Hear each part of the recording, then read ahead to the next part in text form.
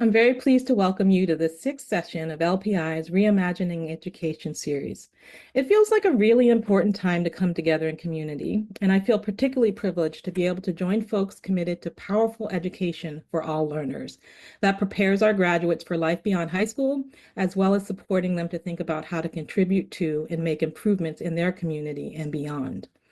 Reimagining Education is a seven-part series hosted by our new Center for School and System Redesign. It's been planned with input from our co-sponsors, the UCLA Center for Community Schooling and the Gardner Center for Youth and Their Communities. We're also grateful for the Stewart Foundation and their Youth Thriving Through Learning Fund for their generous support of the center. High School Redesign 10 Features for Success is a report that was published last spring. It's a framework for our series, and our goal is to make it a living and breathing report by bringing you research, practice, and policies that support each of the features and pointing you to critical resources. We'll continue to expand our website and launch a newsletter to keep you up to date with new publications, tools, as we work towards becoming a national hub that convenes, coordinates, and curates school transformation content. The center will function as a network of networks by bringing together leaders who are facilitating school transformation and systems change and thinking about the policy agenda that we need to advance these goals. We have an amazing lineup of researchers, practitioners, and teacher educators. So in a moment, I'll introduce my colleague who will provide a research framing, and then we will move to a moderated panel for discussion about how we should think about preparing teachers for the schools we dream about and are redesigning towards. We will also hear how to provide the critical supports to adults who are continually learning and growing together in order to center students as learners. We'll leave ample time for the panel for questions and discussions, and in between we'll provide a few polls so that you can reflect on what you've heard and think about it in your context.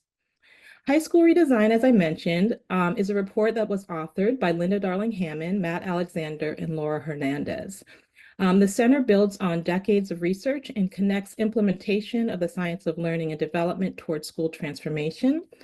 Over the arc of our series, we've been exploring how to develop meaningful relationships, how to think about culturally sustaining pedagogy and authentic curriculum, as well as how to think about assessments in order to center students, families, and teachers in the decision-making process.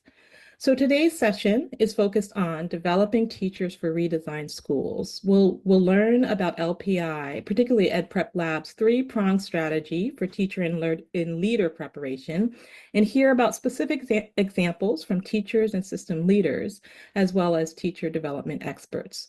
We've posted the video recordings from our sessions 1 through 5, and we're really excited that many registrants are returning to view the webinars and hopefully to take advantage of the aligned examples of research and resources.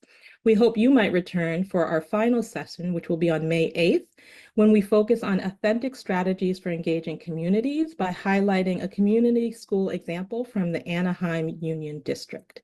Now I'm honored to introduce my colleague, Maria Heiler, who is the director of LPI's DC office, a senior director of research, and she also leads Ed Prep Lab, which is a partnership with Bank Street Graduate School of Education. Maria began her career as a high school English teacher. She's been an associate professor of teacher education and professional development at the University of Maryland College Park, and she earned her PhD in curriculum instruction from Stanford University. Welcome, Maria. I'll turn it over to you. Thank you, Cheryl. And thanks to all of you who've chosen to spend your afternoon or evening with us talking about this very important topic. For the next few minutes, I'll be sharing some research on preparing and supporting teachers. I like to start with the punchline. So everything students need for their learning, teachers need. Back to you, Cheryl. No, just kidding. Just kidding. It's a bit more complicated than that. We're talking about adult learning in contrast to child or adolescent learning, but the foundations of how people learn cross the spectrum when we think of human development and learning.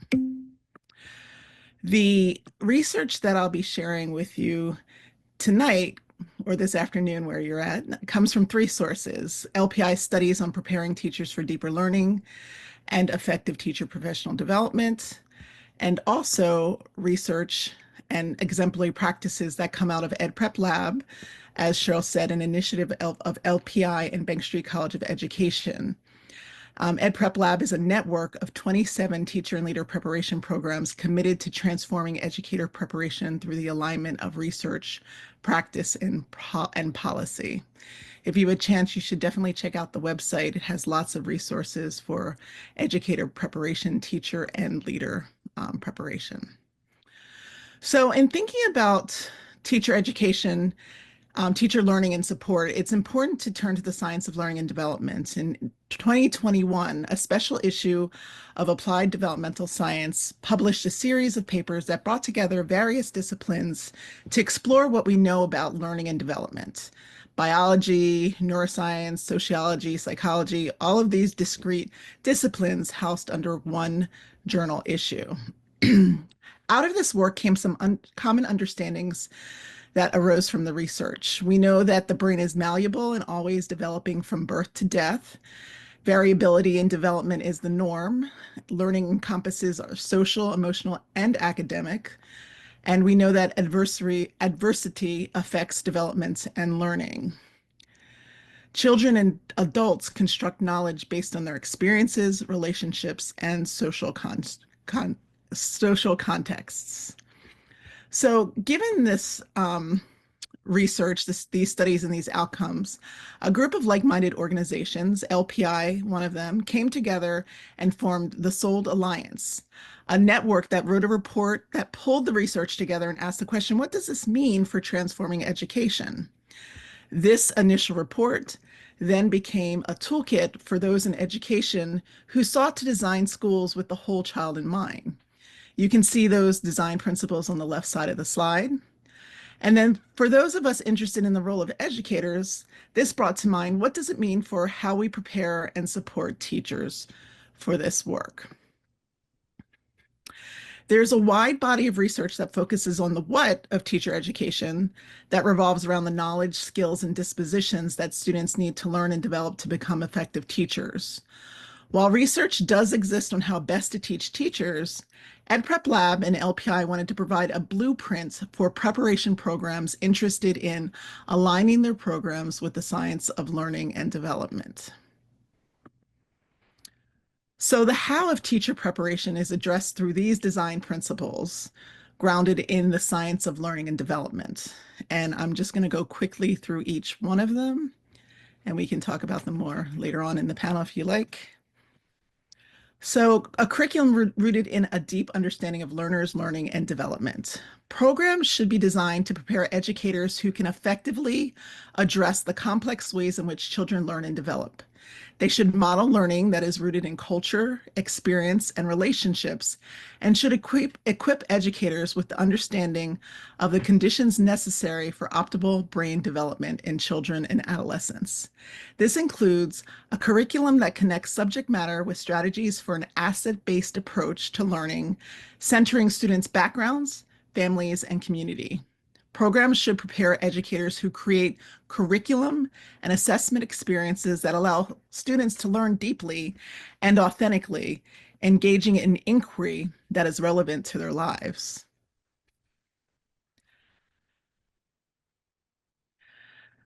The development of skills, habits, and mindsets of an equitable educator. Programs should be designed to develop educators with mindsets that support all students well and equitably. Programs should model empathy, approaches to social and emotional learning and cultural competence, and prepare educators to use restorative practices.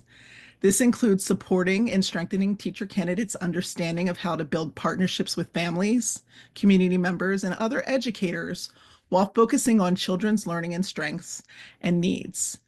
Programs should prepare educators who understand how contextual realities impact the experiences of their students, their understanding of themselves, their perception of social identities. Educators also need to understand how to negotiate school policies toward equitable ends. How does this get accomplished? Through rich experiential learning opportunities. Programs should be designed to immerse teacher candidates in rich experiential learning opportunities that are paired with authentic and performance-based assessments. Programs should model a full range of learning experience as part of their scope and sequence, including practice, feedback, skill development, growth in understanding, and expansion of capacity for adaptive expertise. This includes pedagogical activities that promote inquiry and cycles of reflection, and the use of strategies that support purposeful analysis of teaching, learning, and reasoning through complex practice situations. Programs should prepare educators to be lifelong learners who master a body of knowledge and who work with others to search for new answers when needed. And I think this is a particularly important principle when we think about redesign schools and redesigning schools, because this idea of adaptive expertise, you can have a toolbox, but you have to be able to go into a new and a unique situation and adapt to that situation. And redesign schools are often very new and unique for students and educators as well. So you have to have educators be flexible and understand that what used to work in their traditional school might not work in their newly redesigned school. Pedagogical alignment and modeling programs should be designed around a coherent vision of whole child development, learning, and teaching. Programs should model a vision of learning and development where instructors, supervisors, and cooperating teachers enact and unpack approaches they expect teacher candidates to use in practice. This includes the integration of theory and practice around a soul-aligned vision, which will shape preparation programs and clinical experience, and is made possible by close partnership between programs, schools, and districts. Programs should prepare educators who focus on whole child development and who understand how to align the science of learning and development in their teaching. And it's really important, this modeling piece, because we often as teacher educators talk about what teachers should be doing, but not doing that ourselves. And so this is this is something that we need to build faculty capacity to be able to actually model the types of practices that we want to see in our K-12 classrooms. Supportive developmental relationships and communities of practice. Programs should be designed with structures that give time and space to the development of professional communities of practice. Programs should have a strong reciprocal relationship with PK-12 schools and model how to create authentic, trusting learning communities that are expansive and inclusive. This could include program structures such as teacher residencies, cohorts, and clinical teaching teams that are organized to create opportunities where educators observe one another, share practice, develop plans together, and solve problems collectively. Programs should prepare educators who seek to engage with real problems of practice in supportive environments. I heard one speaker say once, collaboration, it turns out, is not a gift from the gods, but a skill that requires effort and practice. And that's true. We often think that just putting people together means collaboration, but we know that actually there must be intentionality around that and purposeful work and a purposeful task. I'd like you to keep in mind that those principles aren't discrete and they don't work separately. They actually are overlapping and intertwined in how they are structured and operate. While teacher preparation is a strong foundation for those learning to teach, the research shows that teachers who have strong induction or early career coaching persist longer in classrooms than those who lack these learning opportunities. As this slide illustrates, high quality teaching also requires ongoing professional learning, as well as a slew of other elements that go beyond the scope of this presentation, but I'll be happy to address in the panel. I'd like to take the rest of my time to quickly talk about ongoing professional learning. I belong to several social media groups composed of practicing teachers, and every year at the beginning of school, I brace myself for the posts that get uploaded to these groups, because there's a mass outcry about the beginning of school PD days and how terrible they are. And most of the posts mention that giving the teachers the day to prep their classrooms would be a better use of time for them than would be the professional development that they're going through. And that's because we often still fall short of what we know about good teaching and learning for adults. A paradigm change is needed around teacher professional learning. And it's amazing to me what we accept as professional development when we have such high expectations of what teachers should be doing with their students in their classrooms. And the paradigm shift that we need to get through is one from sit and get and drive by, one size fits all, and disconnected from teachers in the classroom, to one that's content focused, active learning, collaborative, the use of models and modeling where coaching, feedback, and reflection are present, as well as it is sustained over time. And then you can see how these pieces of professional learning mimic what we heard about teacher preparation that I was speaking about just a moment ago. I'm going to go quickly through these elements of effective professional development and listen for the thread that you hear and also the connection to the science of learning and development. So strong professional development is focused on the content that the teachers teach in their classrooms. This is demonstrated, for example, when there are opportunities for teachers to construct lessons and units for a new curriculum or investigate how students learn specific concepts in a subject area. Active learning, unlike lecture-based or sit and get professional development or webinars, active learning offers teachers a chance to meaningfully engage with new concepts and teaching strategies by actually doing them. Active learning strategies include analysis, discussion, observation, and direct practice. Collaboration can take many forms, with teachers working one-on-one with a coach or in a small group or as a part of a professional learning community that is within or extends beyond the school. It can occur remotely using technology or in person. The most effective collaboration often occurs in job-embedded context as teachers plan together, offer each other feedback, and problem solve specifically about their students. By providing teachers with models, professional learning offers teachers a clear vision of best practices so they can actually see what they're working towards. There are many types of models that can be employed, including those that you see here, curricular resources like lesson plans or units, student work or teaching cases, observations of peers or master teachers via video or live.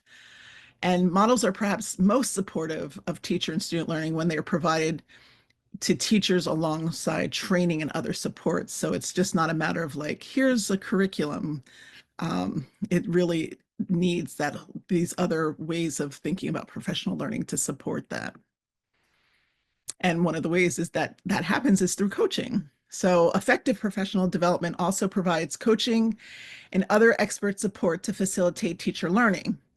These experts, usually educators themselves, often lead teachers through the active and engaging learning experiences that I've just been talking about. But they also tailor specific advice and counsel to the needs of individual teachers.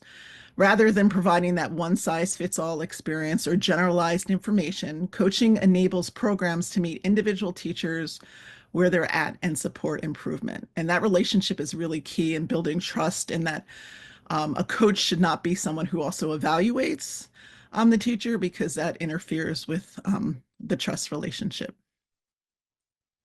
Feedback and reflection.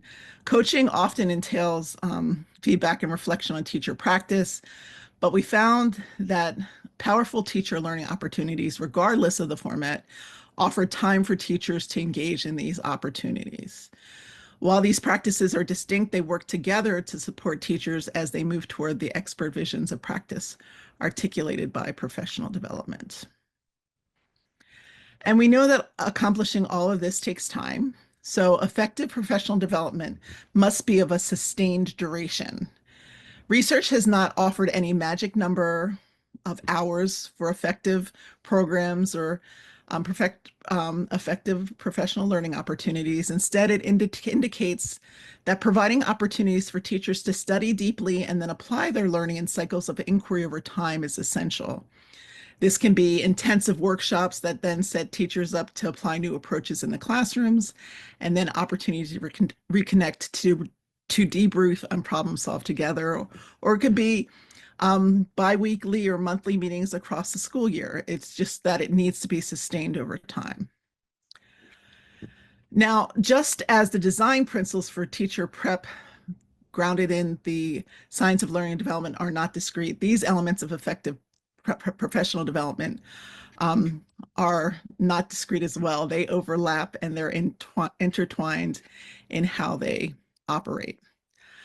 I'd like to finish with some challenges to effective professional learning as well as some implications for practice.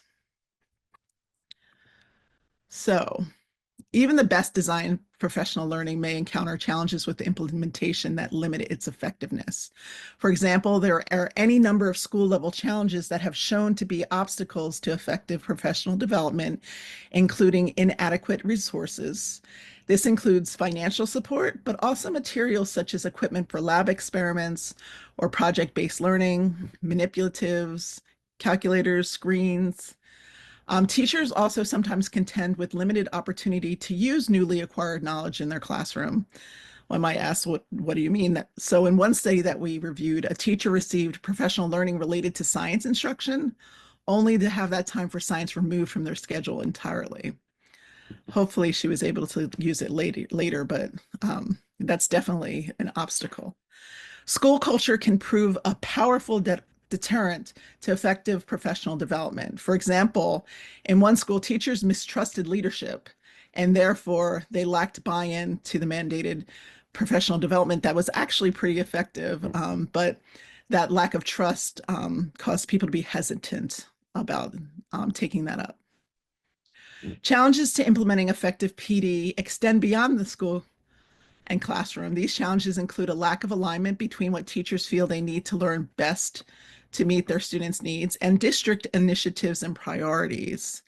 Likewise, there's often a disconnect between state and local policies. For example, states generally require seat time for recertification, which in turn encourages districts to organize one-off workshops that are easy to schedule and require less human and financial resources to do evidence-based approaches to professional learning. Relatedly, very few states and districts have robust tracking systems for professional development that includes both quality as well as quantity. Without such systems in place, it's hard to adopt and implement professional learning for teachers that is evidence-based and designed to address potential obstacles. All of these challenges can be addressed through thoughtful policies and more strategic implementation, however. As mentioned, the best evidence-based designed professional development will fail if poorly implemented. Common obstacles to PD should be anticipated and planned for during both the design and implementation phases. Implementing professional development well also requires responsiveness to the needs of educators and learners and to the context in which teaching and learning will take place.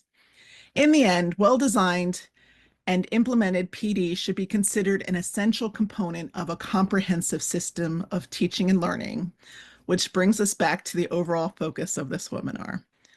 To ensure a coherent system that supports teachers across the entire professional continuum, professional learning should link to their experiences in preparation and induction, as well as to teaching standards and evaluation. It should also bridge to leadership opportunities to ensure a comprehensive system focused on the growth and development of teachers. I want to say thank you, and I look forward to engaging you in the discussion during the panel. I hope you have lots of questions. And in preparation for that, I'd like to introduce Carolyn Quintana, who is an executive leadership consultant who formerly served as the Deputy Chancellor of Teaching and Learning for the New York City Public Schools. She's been a school principal and senior director at the Institute for Student Achievement, where she led the SEED initiative focused on structures to support social, emotional, and academic learning. One of the schools she led, Bronxdale, is featured in a case study published by LPI, Teaching the Way Students Learn Best. Carolyn, I'll go ahead and send it over to you. Thank you, Maria, for that powerful grounding in the research. And we know that the development of well-prepared and well-supported teachers happens through systems and structures that are designed intentionally, well-resourced, and that they're aligned with what we know about how people learn best. So as Maria mentioned, I'm Carolyn Quintana, and before we bring on our panelists, we'd love to hear from all of you participating. So I'm going to share a quick, easy retro poll in the chat, and you'll see 2 prompts. What's something that resonated with you from the research? And the second question is, what thoughts or questions did the research presentation raise for you? So please take a minute to add your thoughts. You can also like others' reflections that resonate with you, and we'll pause just briefly to give you a moment to engage.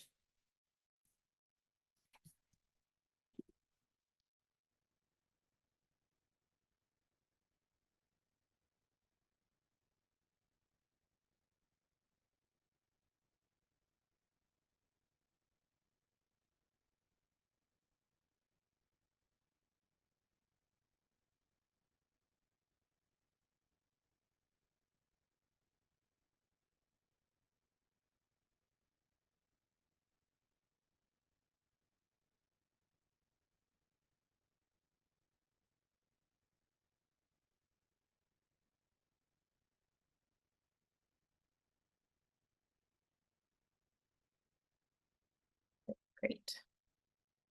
So lots of feedback so far as what's resonated with you. Feel free to add some thoughts and questions. There we go. Importance of pairing rich content with mentoring and coaching. Sit and get is not the best way. Yes, Maria made that clear.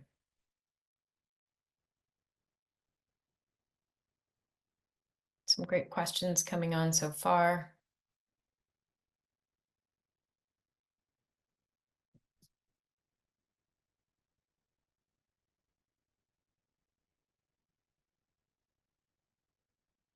You can add questions. You can also, there's a little thumbs up so you can like what someone's put on there. Great questions coming on already. And I'm noticing some connections to the questions that folks actually submitted in the pre-registration as well. A question of how we make the transition from what is to what could or should be. How to sustain that kind of development. Really thinking about strategy and organization. Really great question there about competing priorities at the school.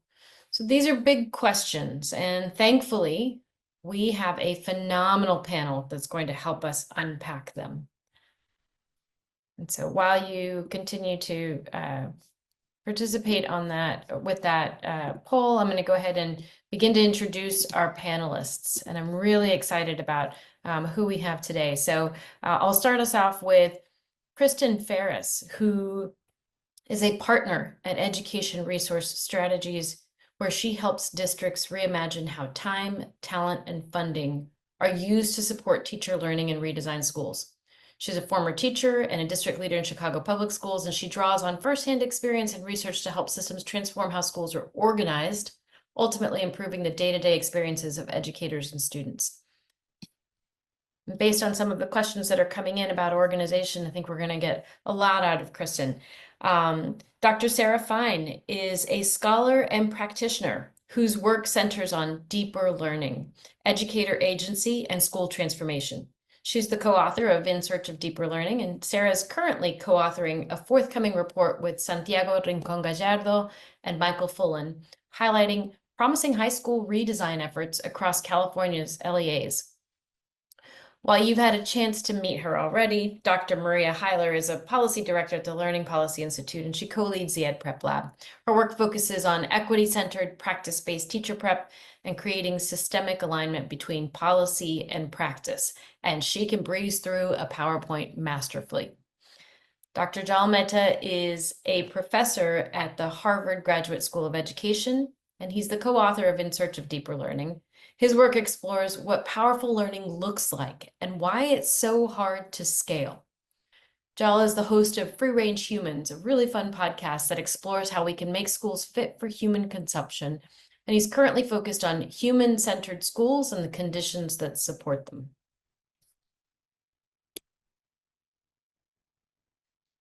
All right, so now that you've met our panelists, and I think we'll move into panel questions. So if you have any additional questions, please feel free to put them in the chat, and we'll make sure that we get to those as well.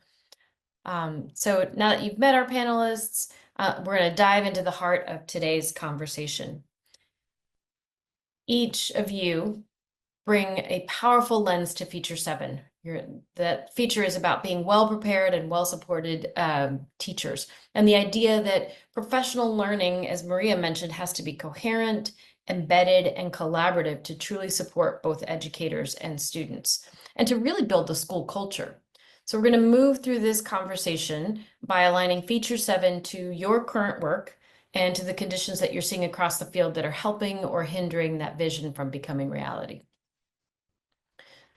All right, so first question, Jal, this one's for you, and it's really focused on redesigning adult learning and moving from compliance to connection. So Jal, you've written that powerful teaching and learning requires radical collaboration, but many schools are still set up in ways that stifle that. What would it look like to redesign adult learning so that it mirrors the kind of deep human-centered learning that we want for students? Thanks, Caroline. Thanks, Caroline. Good to be here. I mean, I think if I were a school leader trying to design professional learning, I would start by listening.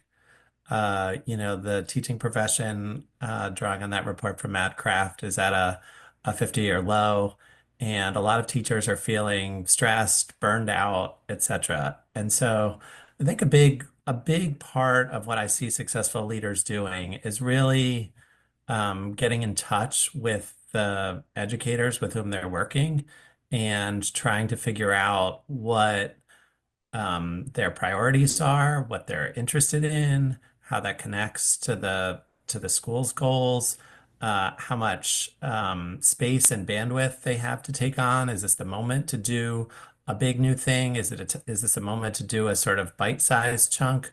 So I think one thing is just kind of calibrating the efforts at learning to where your people actually are. If I could add one more, I guess I think the culture is really important.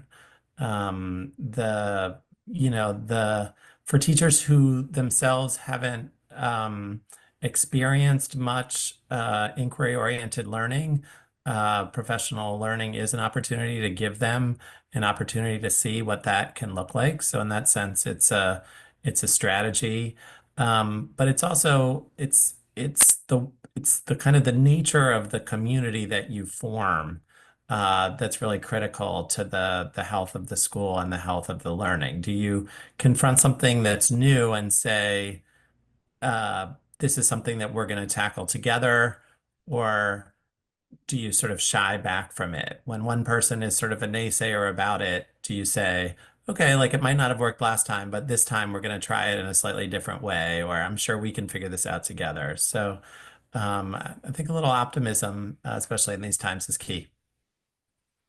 Thank you for that last piece. And that piece of culture is incredibly important. And it's part of what helps make this kind of learning stick. So Sarah, I want you to follow up, if you don't mind, with your work with California LEAs. How have you seen teacher learning structures that support, not just reflect, but really support the kind of learning that we seek for students, and what has made them stick? Yeah, that's a great question. I like the term that you used when you described Jal's work, which is like radical collaboration, because I think the thing, the districts I've been in, we selected specifically because they're doing really promising work around secondary education transformation, and all of them to some extent are trying to break open some of the silos we see across disciplines and departments in high schools and in secondary ed in general. So, for example, when you see collaboration or like the buds of collaboration between career technical education teachers and core academic teachers, which is, I think, a really promising development here. There's a kind of renaissance going on in CTE in California as well as other places.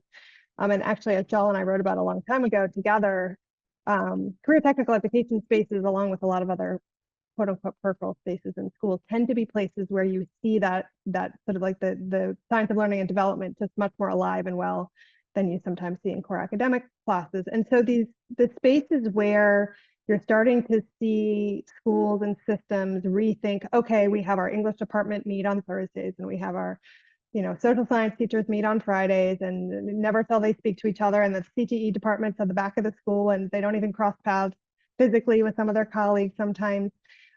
We've seen some sort of nascent efforts to really break that open and think like, what would happen if we thought about it into like a transdisciplinary project where you have the woodworking or the digital art department working with the English department, and you have kids working multimodally, and we have those teachers actually talking to each other. And of course, you need the time, and you need the relationships, you need the culture, and you need a connection to a shared vision, all the things that Maria talked about, and to some extent, Joel.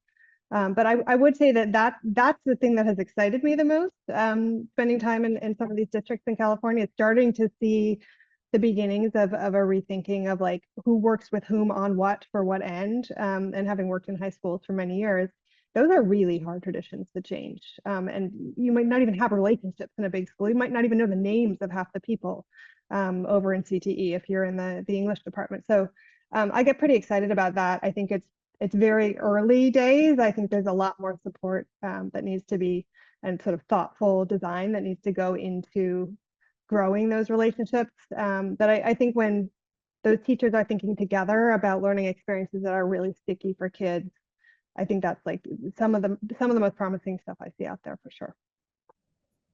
Thank you for that. Appreciate it. And I think it's really important that you pointed out that it's not just about making some shifts in the teacher schedules for meeting or collaborating, but that really becomes a systemic piece. The whole school needs to rethink, how are we actually asking teachers to plan and implement together? What might assessment look like in those ways, right? And so all of a sudden you're thinking systemically. So I appreciate that. And part of what you mentioned was making time for what matters, right? And that becomes almost like a resource challenge. And so Kristen, I'm going to ask you the next question to help build off of that conversation about how schools are organized for this. Your work at ERS has shown how rethinking time and staffing can unlock powerful teacher learning. And we just had a question in the chat too that was about school redesign and powerful collaboration and reimagining a teacher workday to honor it. What would you say to school leaders who insist that there's just no time? Great. Hi, everyone. It's nice to be here tonight. I can pick up too. Joel has already gotten us started with some ideas in the chat. Our mantra in all things resource use, I think, is you can do anything, but you can't do everything. So we always suggest to people, and this sort of is picking up from Sarah where you left off, that you start by getting really explicit about who needs time for what, most importantly, in your instructional model and sort of vision for what's happening for students and how adults need to work together. And that might mean that you have to sort of take some things off the table as less important than you once thought they were, but sort of beginning with that question of what the most important kinds of time you need to create in your schedule, I think always is the right place to start. Then I would say take a look at the time you already have available to you within the teacher workday. So certainly like who you prioritize, which teams you put together for the planning blocks that exist so that those teachers are freed up at the same time is one important question to ask. Another creative thing we see people do with the time they already have is to stack blocks together of time. So you might use a rotating schedule, for example, so that every 5 or 6 days, teacher's planning block is stacked with a lunch block or with the first thing in the morning block that Joel is talking about that teachers have, or their dismissal block, so that there's just a longer block of time for folks to collaborate together. Certainly, you can use your existing time better by asking teachers what you can stop using time for. Joel, I think you were the one who said, like, start by listening as a leader and asking teachers what they need. I'm sure there are things happening that we can sort of take off the plate of the existing planning time. And then someone also mentioned earlier those embedded PL days that are in teacher contracts. That's another resource that you have that often like we don't think about as a part of our comprehensive PL strategy that folks can use.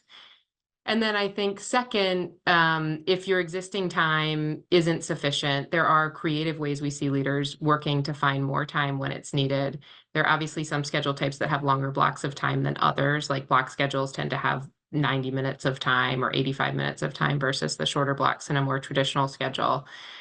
And then I think we're beginning to see folks sort of blend aspirations that are around student experiences that are more off-campus and community-based with opportunities to create more teacher time.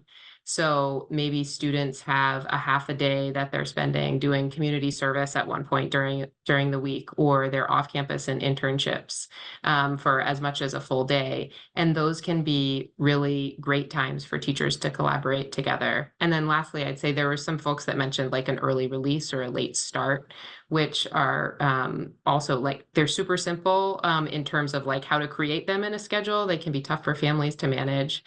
But especially when they're combined with an instructional model where students are expected to spend some time either asynchronously or in the community doing some form of work, that they can be really powerful as well. Thank you for that. And I saw some heads nodding on here too. So Maria or Sarah, in your research or in your visits to different schools and districts, where and how have you seen schools that successfully have prioritized that kind of time for collaboration or not, especially for teachers of multilingual learners, students with disabilities, and those who serve historically under-resourced schools and students? If I can, Sarah, I'll start with the anti-example and then you can jump in with the bright spot.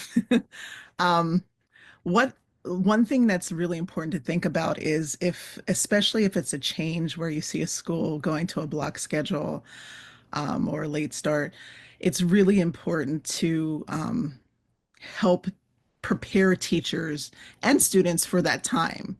Because I think what happens sometimes is that block schedules are implemented and then teachers use block 90 minutes or longer like they would a 50-minute block. And you can't do that. You have to really understand, 90 minutes is different. So developmentally, what can I do during that time that makes sense for students? And what are some ways that we can be creative around block scheduling,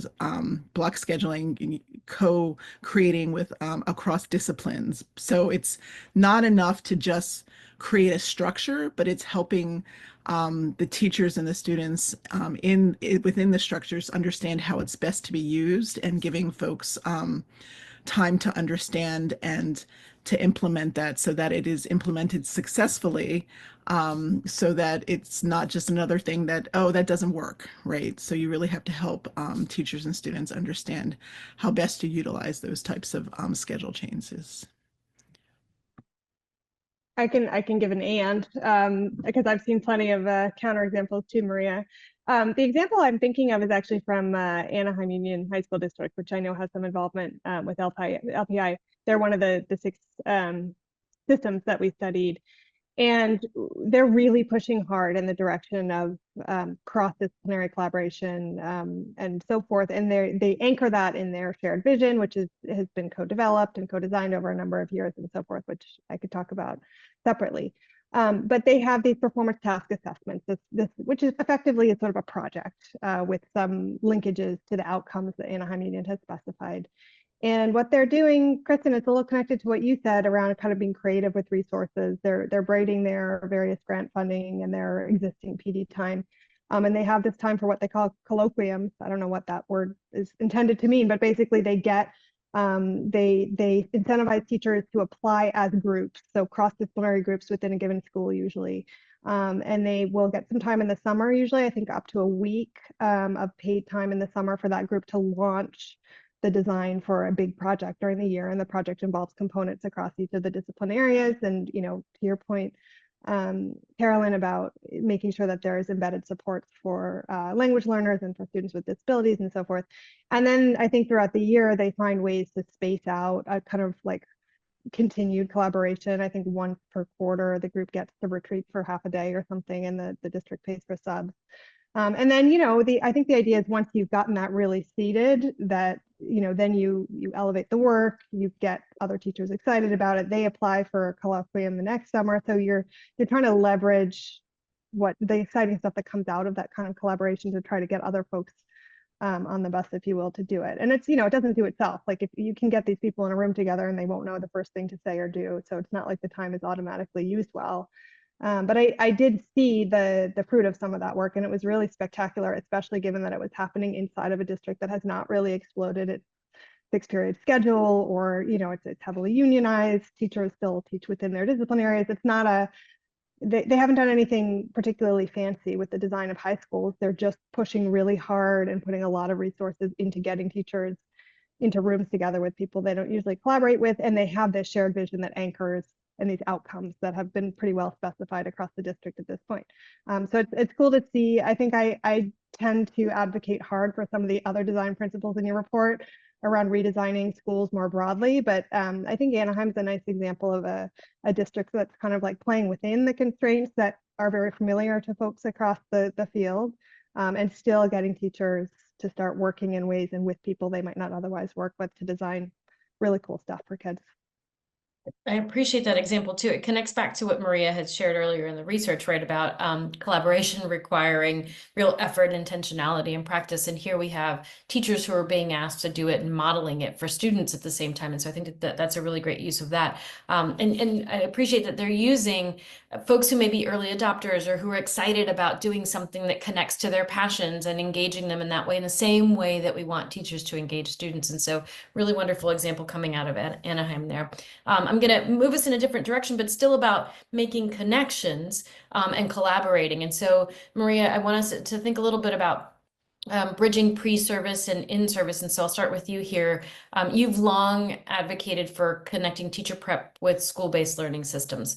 What policies or partnerships are enabling that kind of coherence today, and where do we still fall short? So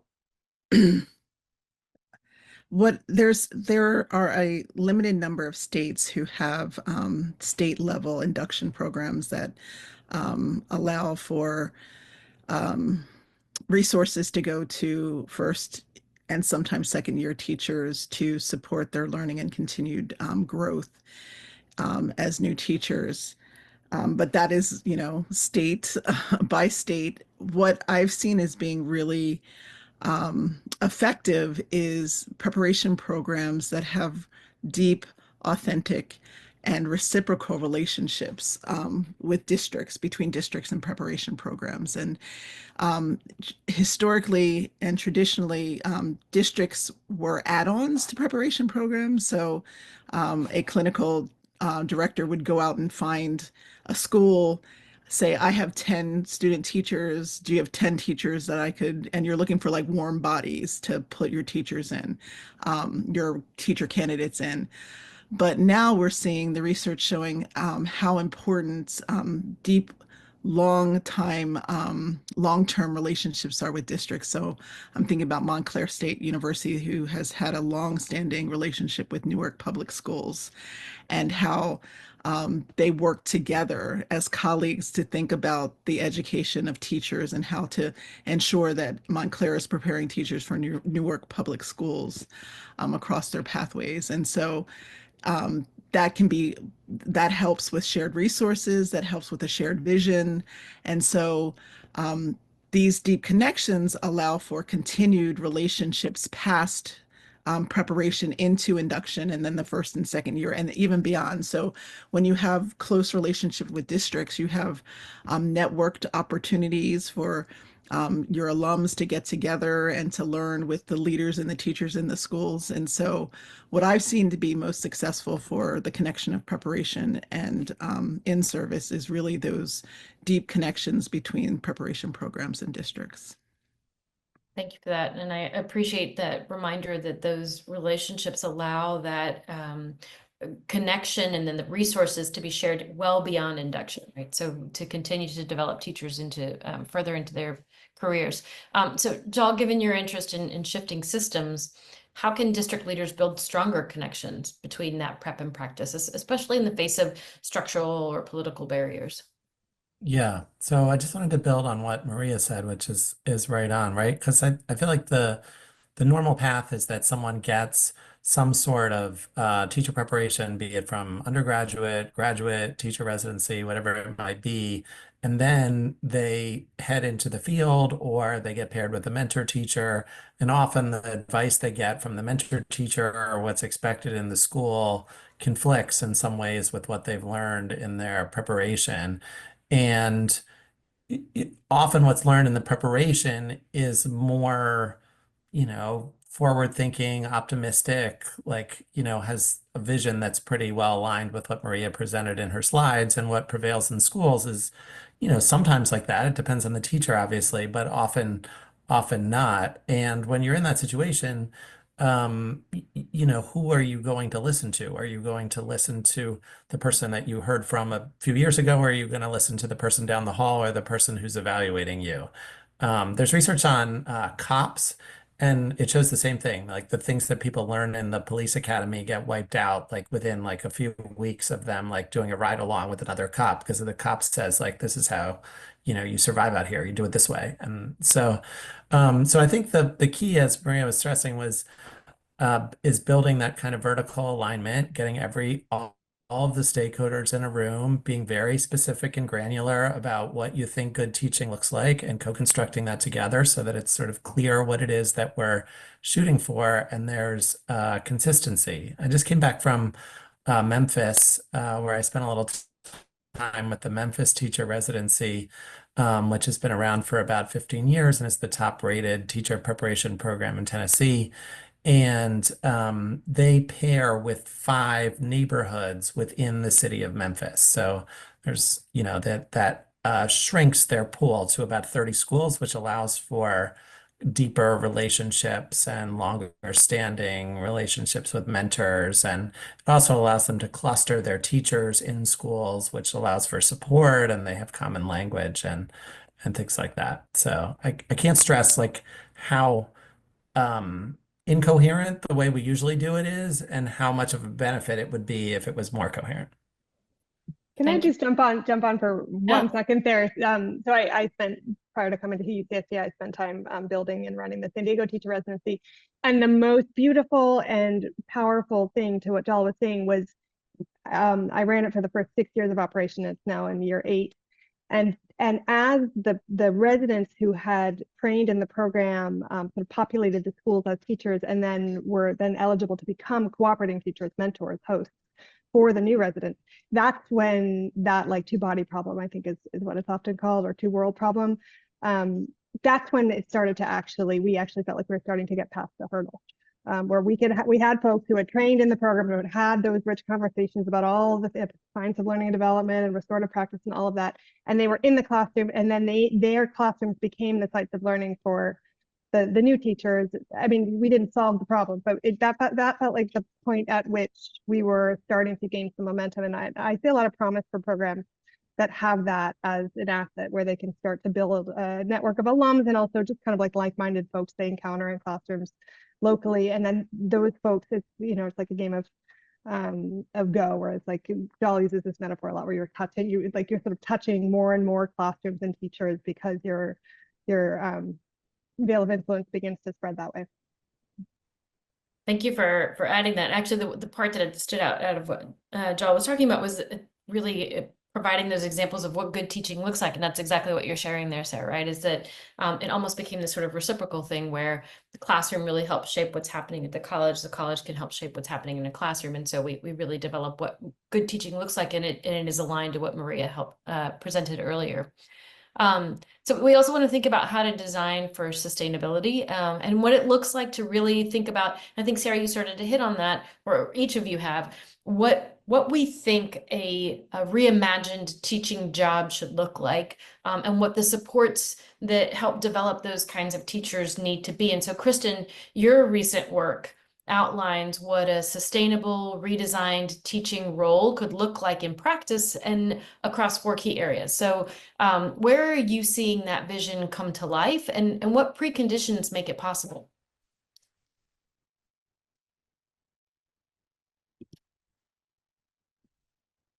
Oh, Kristen, you're on mute.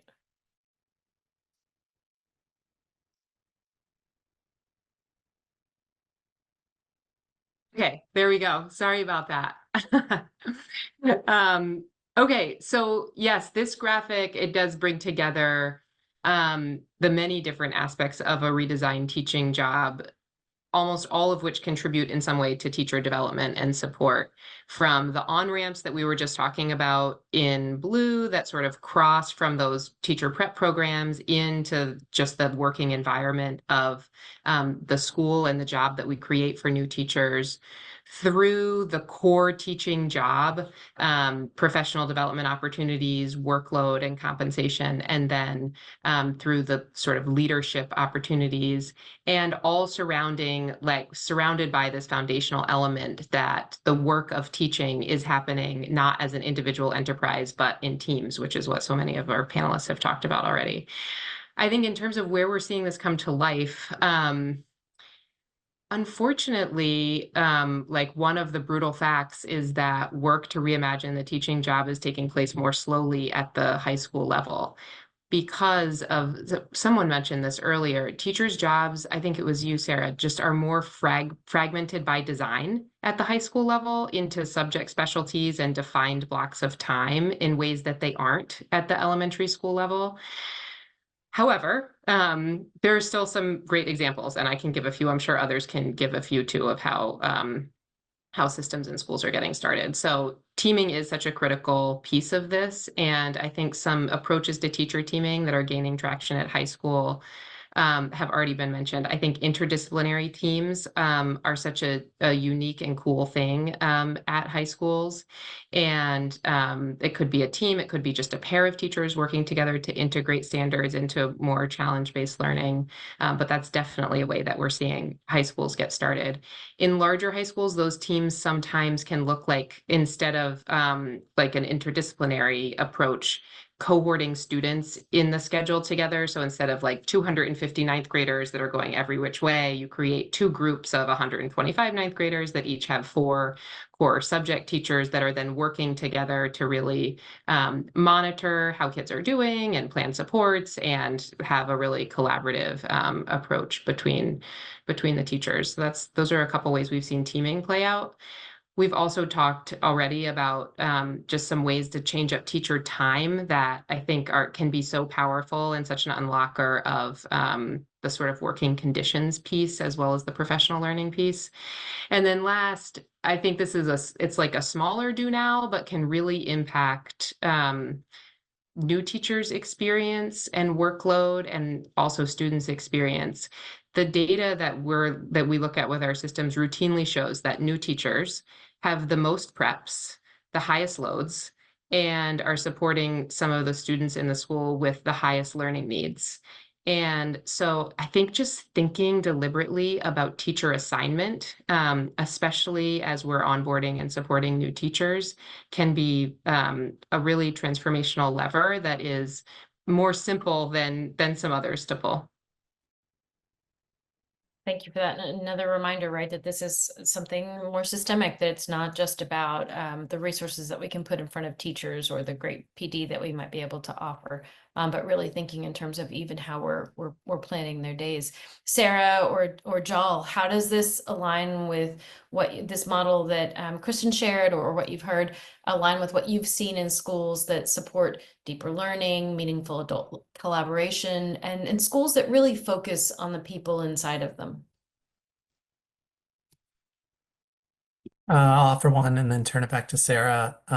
Visited a good school in New York City, which is the subject of a book, The Artisan Teacher, which I can put in the chat. And they're really intentional about developing new teachers. And one way they do that is they pair teachers, a new teacher, with a mentor teacher who's teaching the same subject to the same group of kids. So not to the same group of kids, but like 2 sections of 7th grade math. It's parallel groups of kids. And so in those situations, the key is to that both are planning the same lesson. And so essentially the more experienced teacher needs to plan the lesson anyway. And thus often, like mentor teachers are sort of in a position of like, you go in and you visit somebody's class, but you don't really know what happened and you don't really know who their kids are and you don't really know what the content is. In this case, you're planning the same content. And they like literally the pair works together every day all year.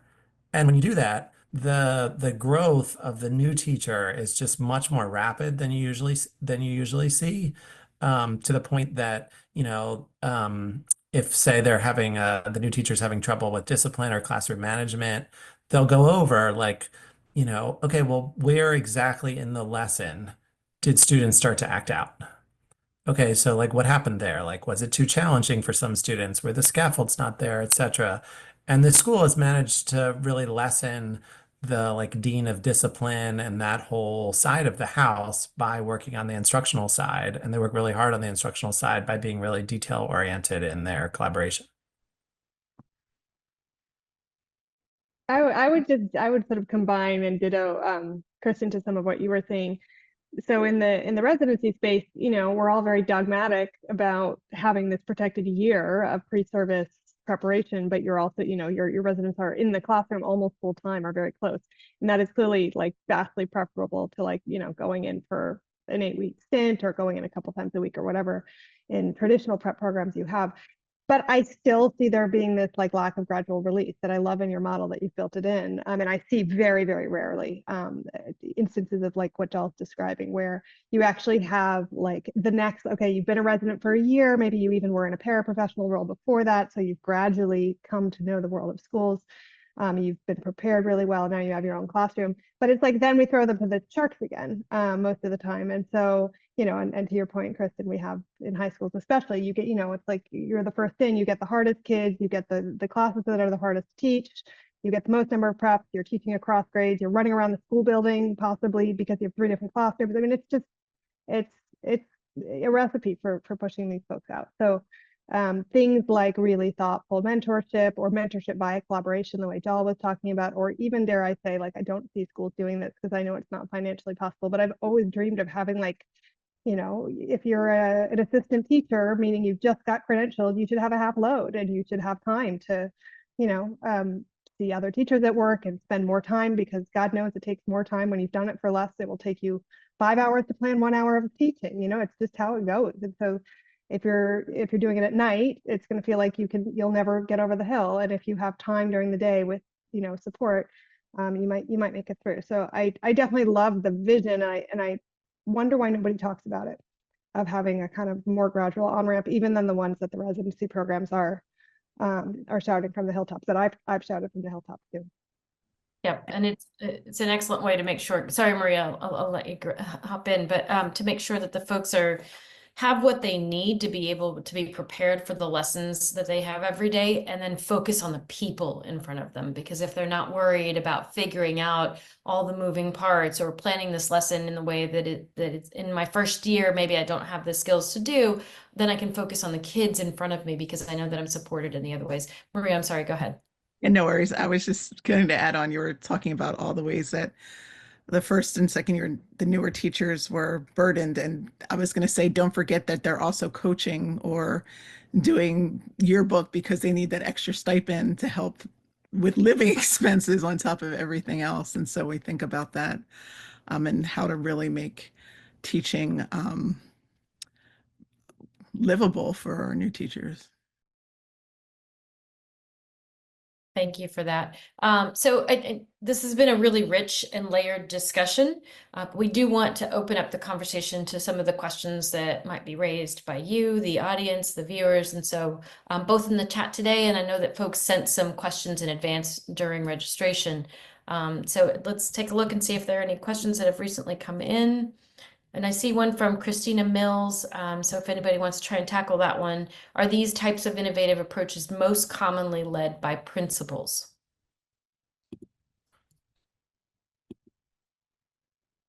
Sarah, I see you sort of in both directions there. Do you want to share some of what maybe you've seen that's been successful? Yeah, I think because it's not baked into the system, and if by it we're still talking about this idea of a kind of gradual release and like the protected time for novice teachers. to learn. I think, yeah, it varies school by school, maybe even department by department. My experience in my own ecosystem has been that, like, when the stars align, it happens, and it's often a principal who helps to make it happen. Like, oh, that resident who I happened to hire because they were great, I'm going to put them across the hall from their former mentor because they worked well together. But it's very rare, given all the, the vagaries of the master schedule and all that, to make that happen. So I'm just not sure we have system mechanisms to make sure it happens consistently yet.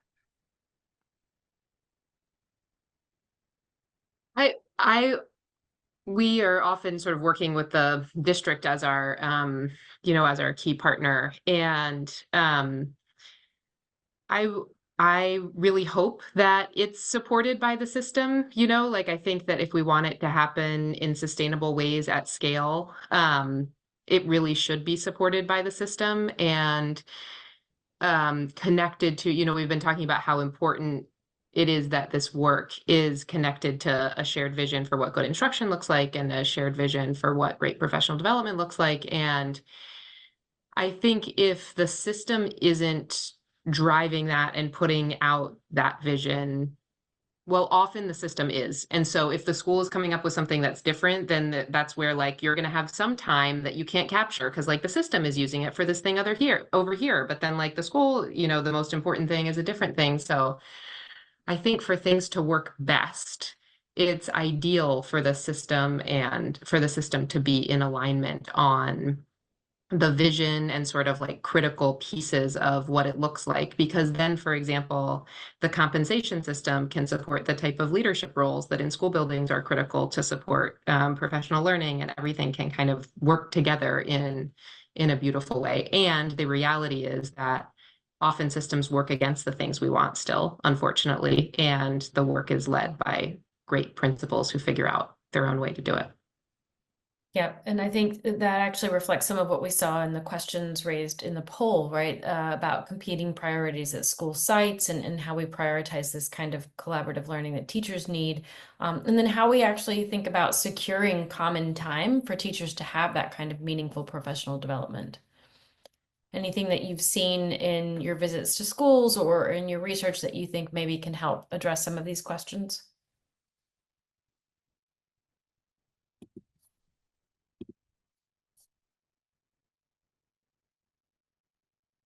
I see, Sarah, that you put in Anaheim, the central office that Marshall's funding for the cross-curricular planning time.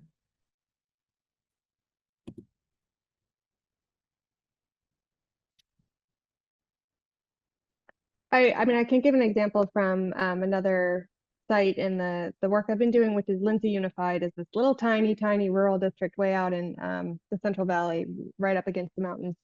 And they haven't built their own teacher residency program there. And the reason I'm kind of like smile crying is that a lot of their funding was through a federal program that is endangered slash has been cut recently.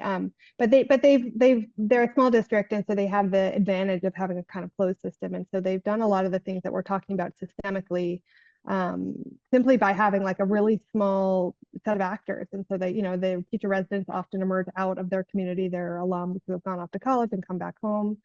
And then they train the alums inside, and it's all a competency-based system. They're really all in on competency-based personalized learning. And so they're very clear, if you grow up doing doing school in this particular way, and then you learn how to teach in this particular way in our schools, like, we are going to prioritize hiring you, because it really doesn't behoove us to hire anybody else. We're just going to spend all that money all over again to train somebody else and help them unlearn all the things they might know. So I think this is harder to do in big systems where you have a ton of inflow and outflow and just like, even more variables. But I think in kind of smaller contexts, it's really attainable to end up with a system where everybody has kind of been acculturated from really early on into a certain way of thinking about schooling and learning and an orientation towards kids, which in Lindsay is a really beautiful one. I think it's a very like kid-centered place. Thank you. And Joel, I think you also maybe have a model of teacher collaboration that you could share. And I appreciate it. And thank you for putting in the comments too, Anne, who is often a part of our LPI webinars. And so really appreciate you sharing your district. But Joel, go ahead. Yeah, I mean, I think if we were to sort of zoom out a little, right, we're talking about taking teachers seriously as professionals, respecting their knowledge and desires for learning, and the kinds of professional development, Maria, that you highlighted in the webinar often assume a kind of bureaucratic, hierarchical, compliance, top-down kind of vision of the world. So one district with which I work, Farmington, Connecticut, which is a very forward-looking district in Connecticut, the district's work is oriented around deeper learning. So there's a kind of coherence piece that if you're going to work in Farmington, you're working on deeper learning in one way or another.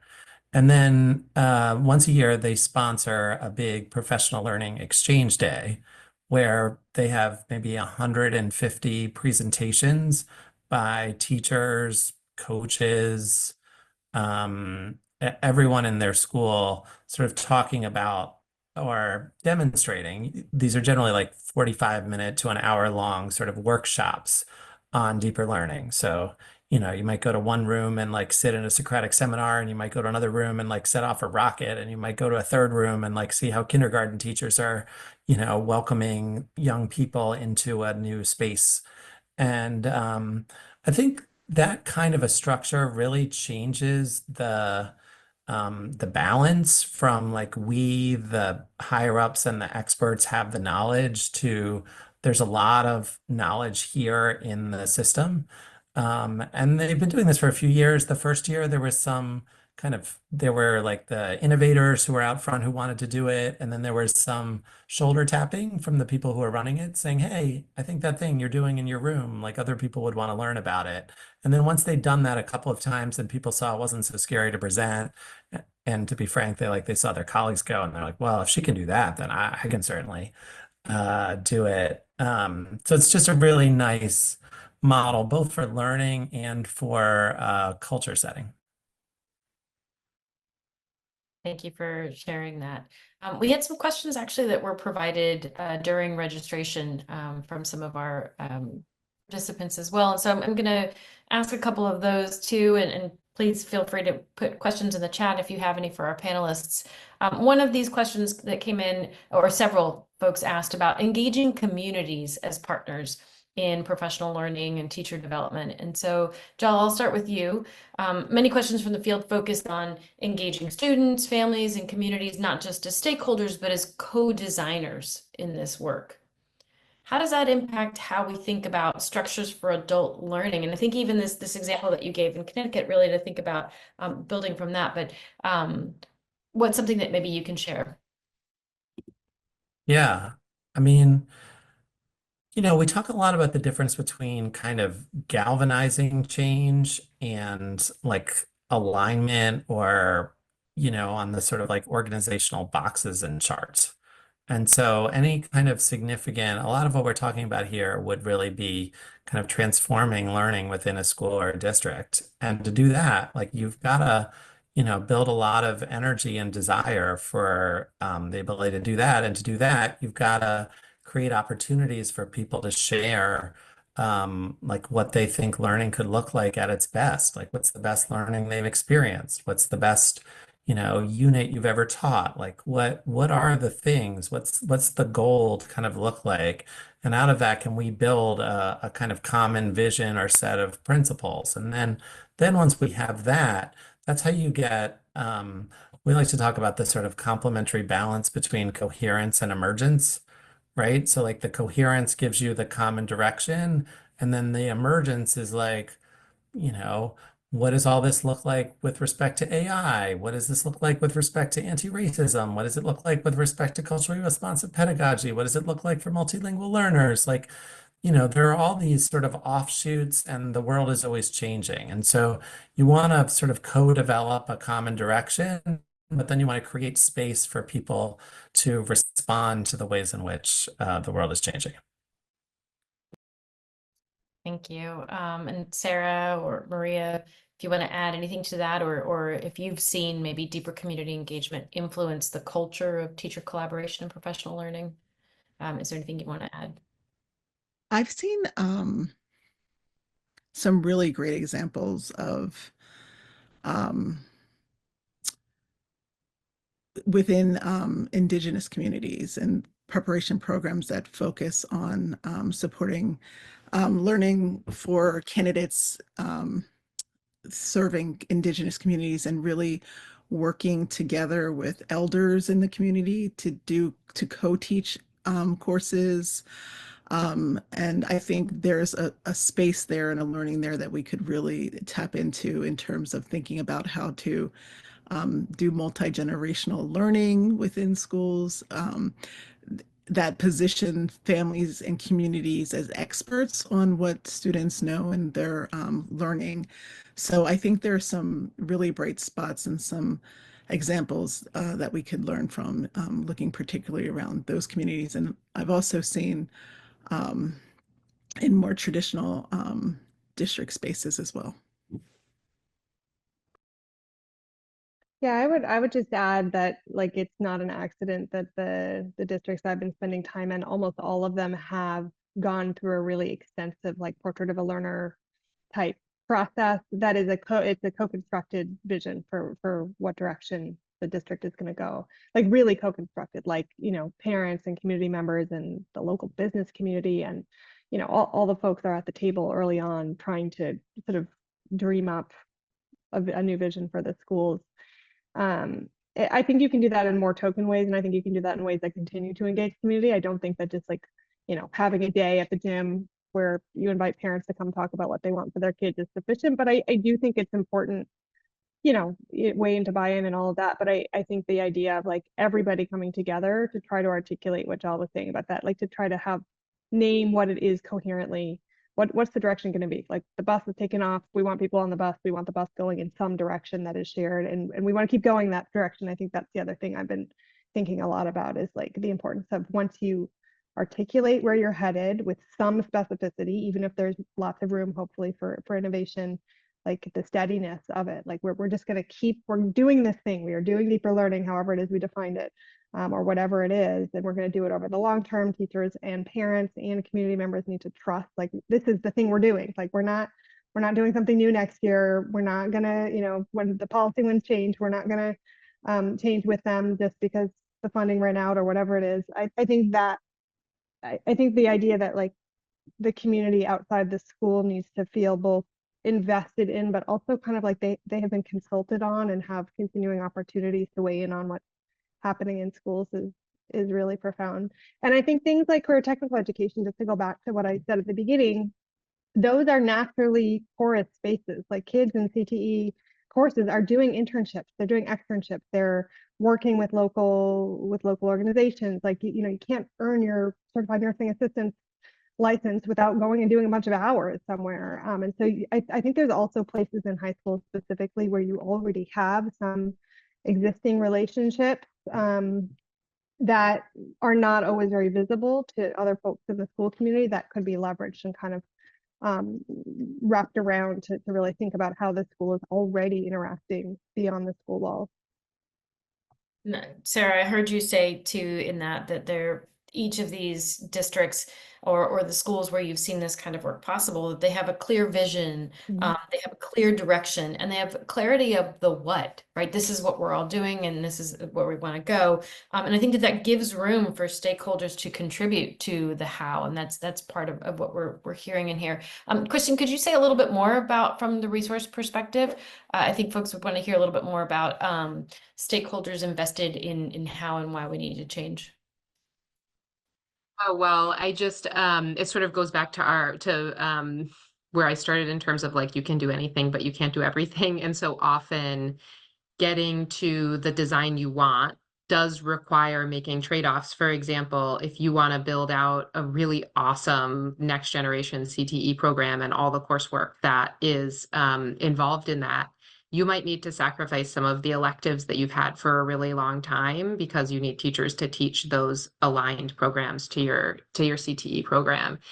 And that can be hard to let go of. Or, right, if we want to spend teacher time in this way, we have to let go of this other thing over here that we did. Or, you know, like at the system level, right, sometimes we have to make tough choices to like consolidate schools so that we can have much more robust programming.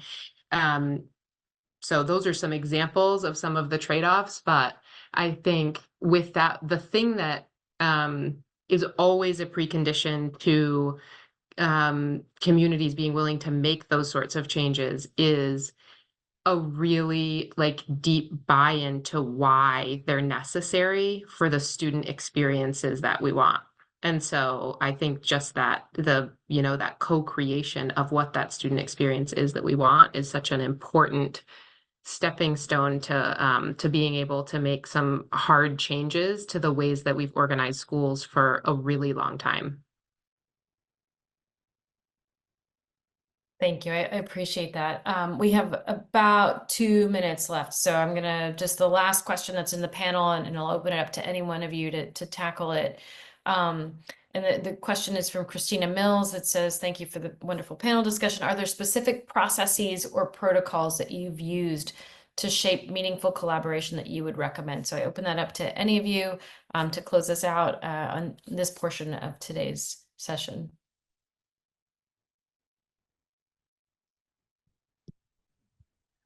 I don't have links or such, but in different spaces, there's definitely collaboration. There's protocols for small group collaboration that have been very helpful. So there's one where, you know, a person gives their idea for 5 minutes and it's very structured. People listen, and then they give their, you know, responses for 5 minutes. Those types of structured discussion prompts are good for certain times and experiences. And then there's the protocols that are the critical friends protocol. So there's quite a few that small group protocols. If you want to send an email, I can help you look for them or talk further about what specific, because you have to think about like what's the process or the protocol that fits the objective of what's happening. So is it, you know, a team meeting? Is it a longer is it a workshop? You know, there's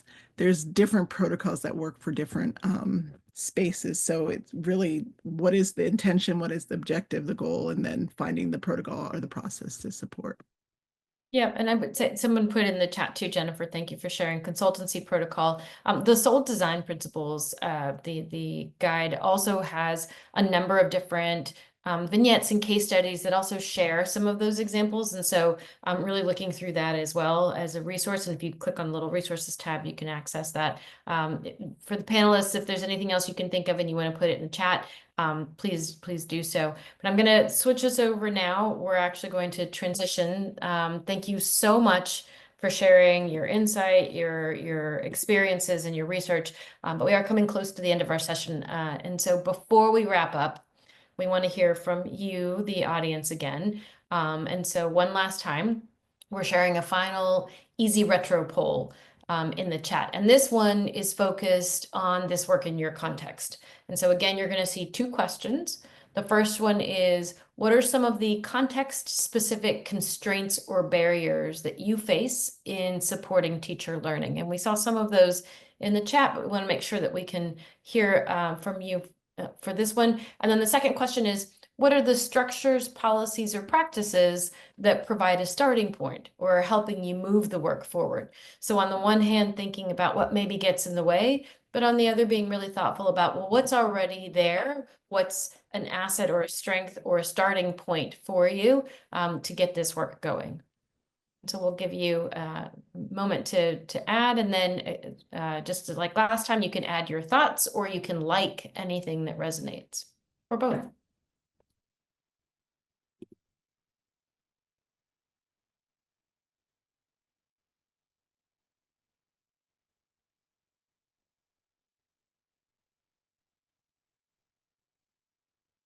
And Jill, I just want to shout you out for sharing resources throughout. So folks, you can click on the resources tab for the resources that were shared in advance. And then Jill's been putting lots of really great book recommendations in there. So if you have spring break coming up, you've got some great reading.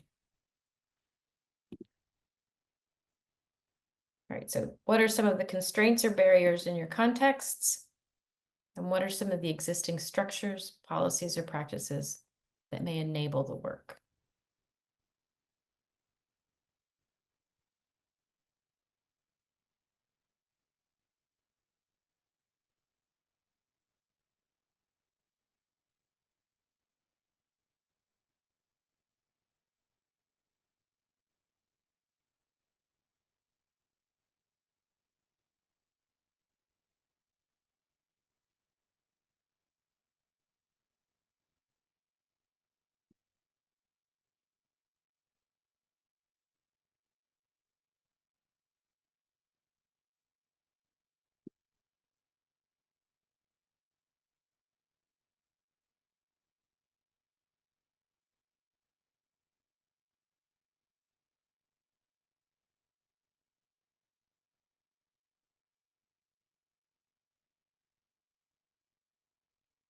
Starting to see both some constraints and some places to build. Building trust is a concern. Coaching supports. School culture. And in the purple column, valuing everyone's contributions. Norm sharing, setting and shared commitments, some routines, really important in schools. New virtual ways to share ideas and network with others. So taking advantage of technology and co-creation of the approach with defined goals and processes. Great. So you guys can continue to add, and you can like something if it resonates with you.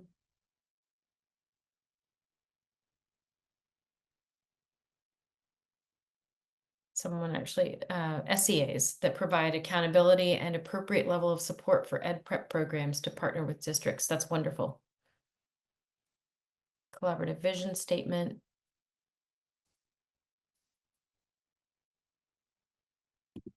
Fantastic. So as you keep adding to the orange and the purple columns, I just want to take one more chance to say thank you to our panelists. Thank you for joining us this evening, for sharing your expertise, your insights, and your reading recommendations. It's been a really wonderful and rich conversation, and I hope that folks participating, I hope that you learned a great deal and are leaving here with a pocket full of resources. Cheryl, I'm going to turn it back over to you. Thanks so much. We're so grateful for all of you for spending time with us this afternoon or evening. I really want to appreciate the wonderful research framing that Maria offered and the brilliant insights of our panelists that also were paired with practical strategies. Thank you, Jal, Sarah, and Kristen, and also to Carolyn Quintana, who beautifully moderated the panel, interweaving her own deep experience as a leader. I want to encourage you to continue to be connected to us and perhaps join us for the May 8th webinar series. And we encourage you to come to LPI's website and sign up for the updates blogs. We are starting a newsletter that will just kind of keep you updated about new research, new publications. I want to remind folks, because there was so much in our chat and resources shared tonight, that you'll get a recording of tonight's panel and all the resources will be linked there for you. So we hope you'll be connected in the future. Thank you all for being here. Be safe and stay well. Have a good evening.